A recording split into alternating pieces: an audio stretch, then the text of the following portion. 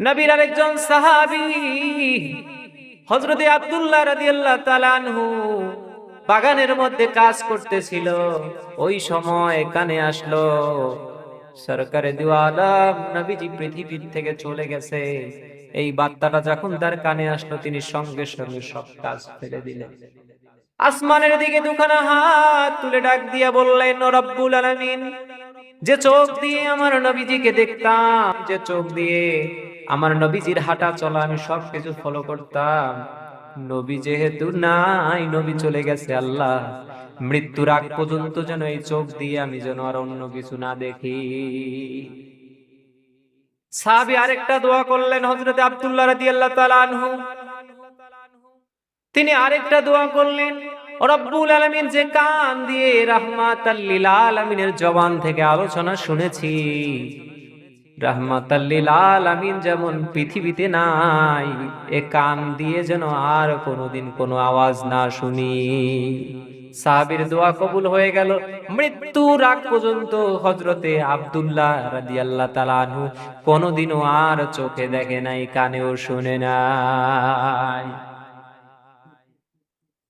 নবীর জান্নাতে শুধু সাহাবীরা পাগল তাই নয়, নবীজি সাল্লাল্লাহু আলাইহি ওয়াসাল্লামের ব্যবহৃত একটা জিনিস ছিল, একটা গাধা ছিল। সেই গাধা কি রকম বিরহে পাগল হয়ে গিয়েছিল। গাধা যখন বুঝতে পারলো সরকারে দু আলম নবীজি পৃথিবীতে নাই, গাধা কূপের সামনে চলে গেল। কূপের সামনে গিয়ে গাধা নিজে উপর থেকে ঝাঁপ দিয়ে কূপের মধ্যে পড়ে গেল। কূপের মধ্যে পড়ে নিজের জীবনটা দিয়ে দিল। নবীর বিরহে গাধাও পৃথিবীর থেকে বিদায় হয়ে গেল।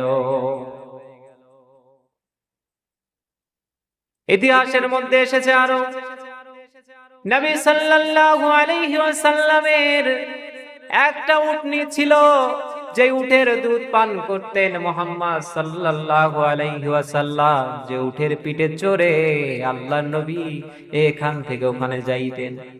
নবীর বিরহে পাগল হয়ে সেই উটটা জান্নাতুল বাগী কবরস্থানের মধ্যে গেল।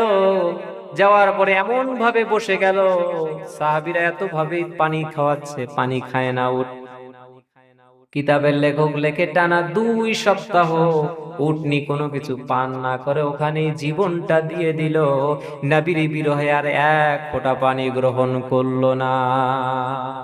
জান্নাতে একা আমি যাব না তো ভাই, তোমাকেও জান্নাতে দলে নিতে চাই।